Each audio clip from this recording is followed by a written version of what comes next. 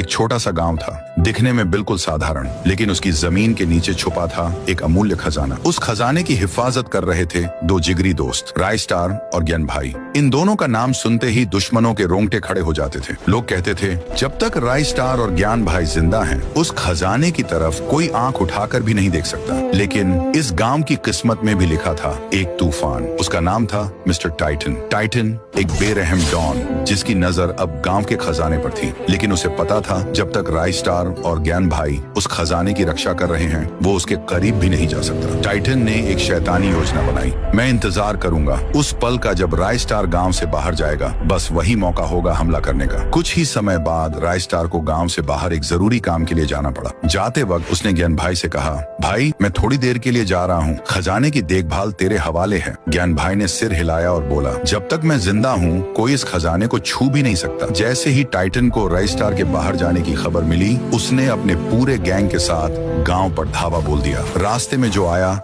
Titan ने उसे बेरहमी से मार गिराया। आखिरकार वो खजाने के सामने पहुंचा, लेकिन तभी ज्ञान भाई सामने आ गया। रुक जा टाइटन, मेरे रहते तू इस खजाने को हाथ नहीं लगा सकता। टाइटन गरजा, हट जा मेरे रास्ते से, वरना अंजाम बुरा होगा। ज्ञान भाई नहीं हटा। टाइटन ने अपनी बंदूक निकाली और गोली चला दी। ज्ञान भाई जमीन पर गिर पड़ा। टाइटन ने सारा खजाना उठवाया और अपनी गाड़ियों में भरवा लिया। कुछ ही देर बाद रायस्टार वापस गांव पहुंचा। चारों तरफ लाशें बिछी हुई थीं, जलते हुए घर, रोते हुए लोग, और तब उसकी नजर पड़ी ज्ञान भाई पर। ज्ञान भाई अंतिम सांसें ले रहा था। किसने किया ये सब? रायस्टार चीखा। ज्ञान भाई ने कांपते हुए हाथ से इशारा किया और बोला, वो टाइटन था। और ये कहते ही ज्ञान भाई ने आखिरी सांस ली। रायस्टार की आंखों में आंसू नहीं, आग थी। जिसने भी ये किया है, मैं यूज छोड़ूंगा नहीं। टाइटन अपने अड्डे में बैठा खजाने की चमक में खोया हुआ था। तभी उसके एक आदमी ने खबर दी, बॉस रायस्टार आ रहा है। टाइटन मुस्कुराया और बोला, बस उसी का इंतजार था। रायस्टार आया,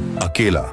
टाइटन चिल्लाया, तेरे दोस्त को मारकर अच्छा किया, अब तेरा भी वही हाल होगा। रायस्टार दहाड़ा, आज तेरा हिसाब पूरा होगा। टाइटन। दोनों के बीच जबरदस्त लड़ाई छिड़ गई। गोलियों की आवाज, बम के धमाके, धुएं और आग से पूरा इलाका गूंज उठा। जब धुआं छंटा, टाइटन जमीन पर पड़ा था और रायस्टार अपने गांव की राजगद्दी जैसी कुर्सी पर बैठा, एक राजा की तरह।